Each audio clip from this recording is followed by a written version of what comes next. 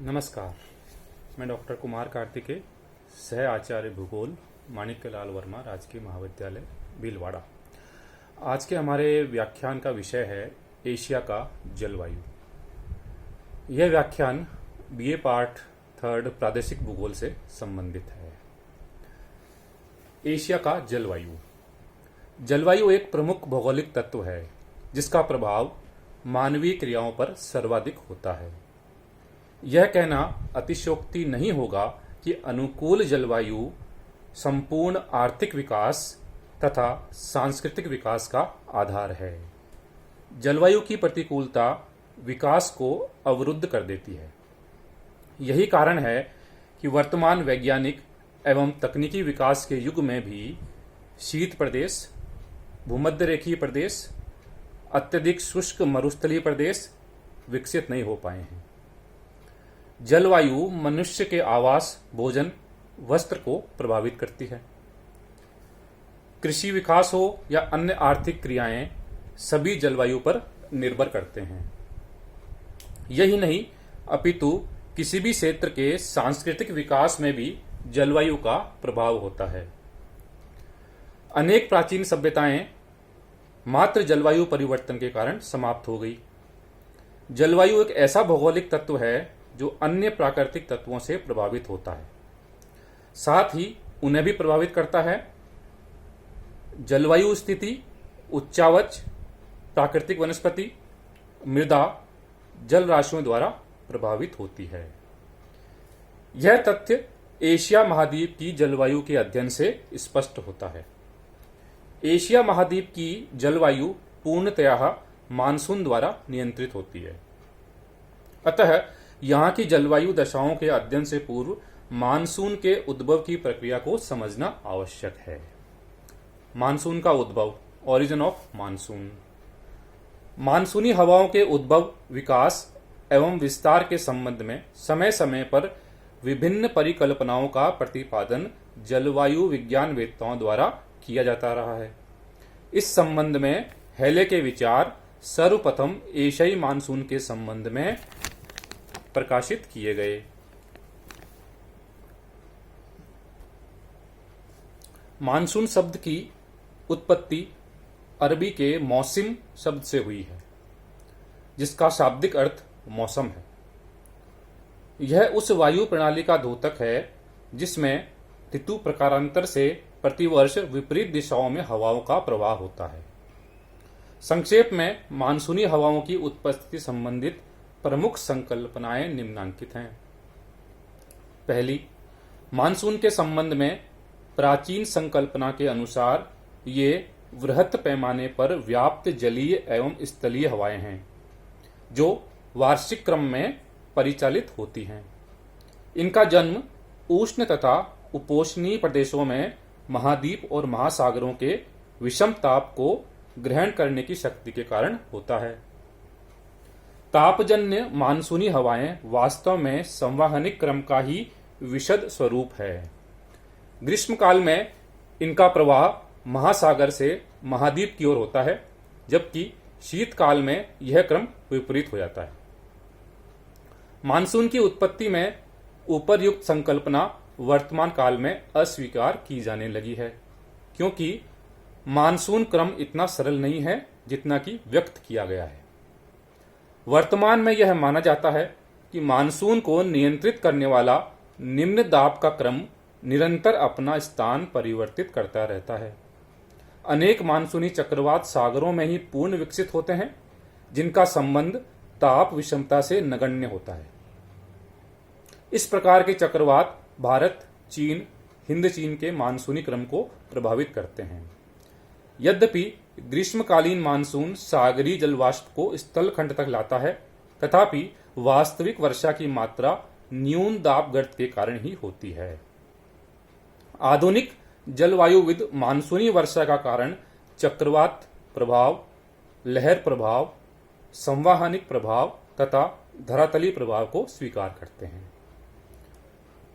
Monsoon को कुछ वैज्ञानिक फेरेल के नियम के अनुसार व्यापारिक हवाओं के रूप में मानते हैं, जो विषुवत रेखा को पार करने के बाद उत्तरी गोलार्ध में अपने दाहिनी ओर मुड़ जाती है।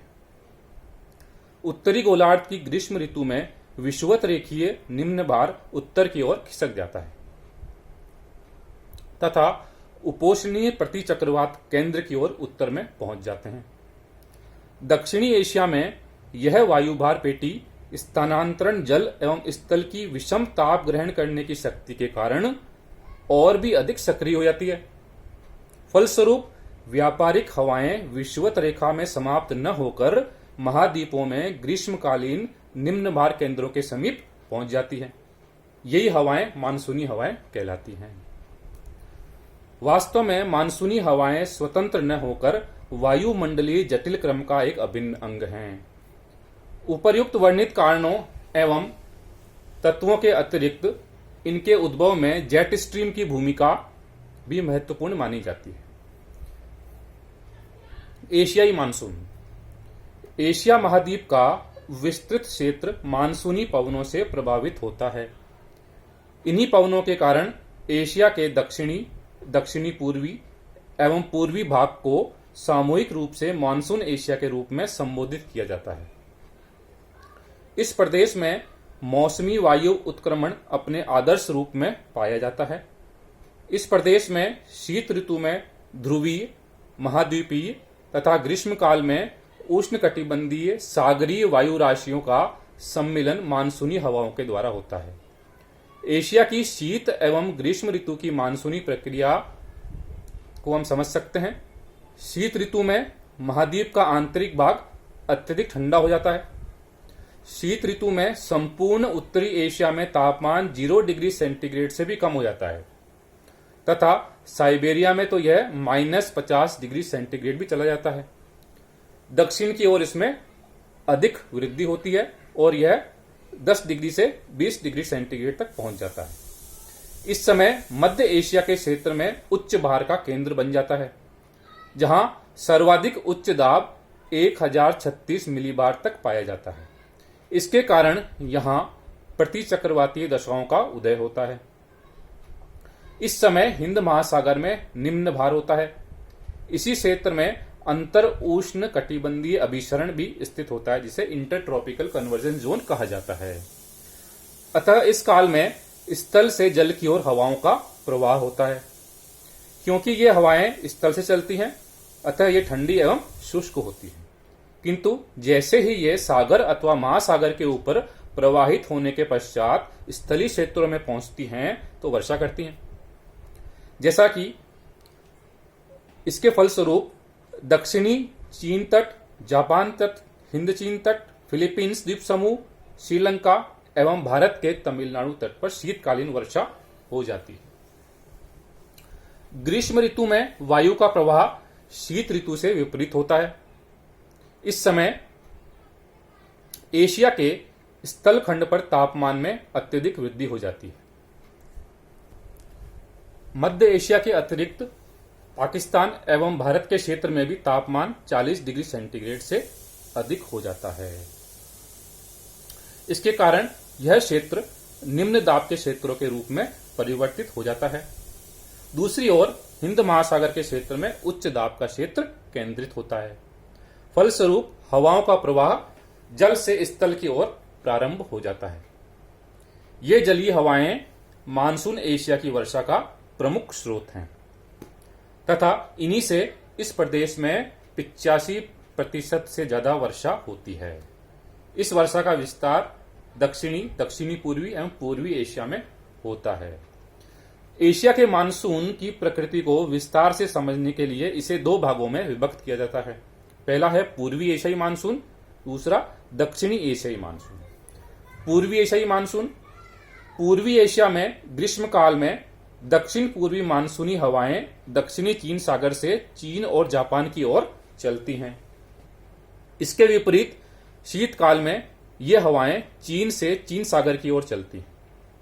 इन हवाओं के मार्ग में अनेक चक्रवातीय तूफान भी आते रहते हैं। आधुनिक अनुसंधानों से यह स्पष्ट हो गया है कि पूर्वी एशिया की मानसूनी हवाएं न तो महाद्वीप के ऊपर बहुत ऊंचाई तक प्रवेश करती हैं और न ही संपूर्ण ग्रीष्मकालीन वर्षा मानसूनी हवाओं से होती है। फ्लोन के अनुसार ग्रीष्मकालीन मानसून की ऊंचाई धरातल से केवल 400 से 700 मीटर तक रहती है। इसके ऊपर नियतवायी पछुआ हवाओं का प्रवाह होता है।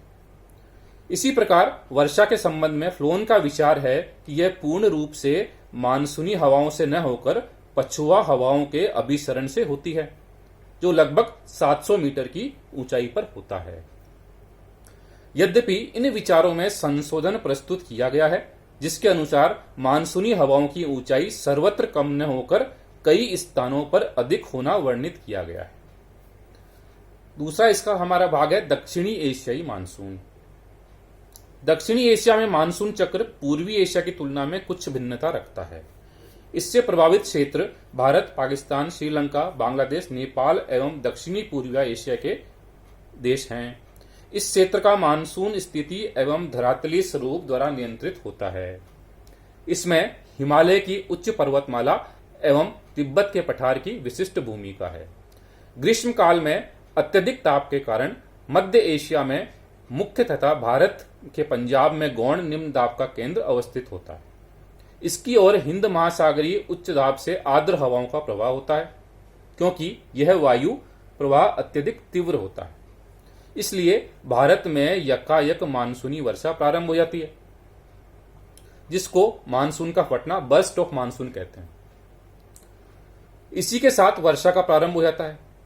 ये मानसूनी हवाएं भारत में दो शाखाओं अर्थात अरब सागर एवं बंगाल की खाड़ी के रूप में अग्रसर होती हुई संपूर्ण भारतीय उपमहाद्वीप को प्रभावित करती हैं।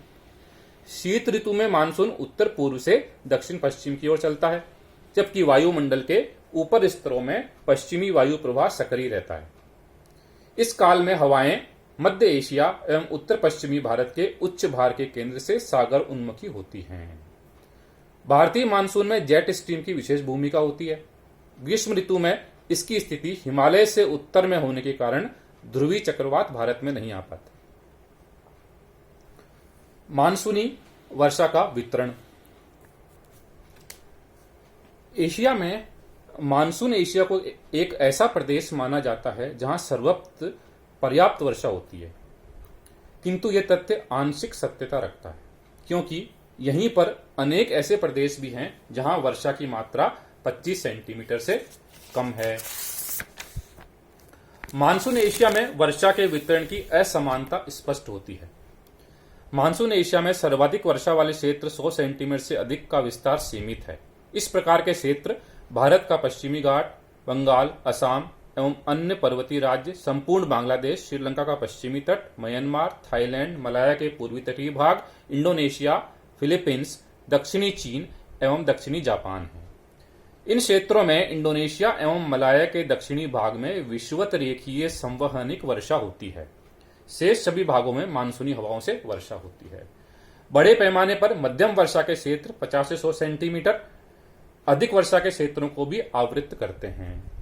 कुछ वर्षा के क्षेत्र जिनके अंतर्गत भारत, चीन एवं दक्षिणी पूर्वी एशिया के अधिकांश भाग आते हैं, अल्प वर्षा के क्षेत्रों में भारत का थार का मरुस्थल, पाकिस्तान, तिब्बत एवं चीन के उत्तर पश्चिमी प्रदेश हैं, जहां 50 सेंटीमीटर से कम ही नहीं अपितु कहीं कहीं 25 सेंटीमीटर से भी कम वर्षा होती है।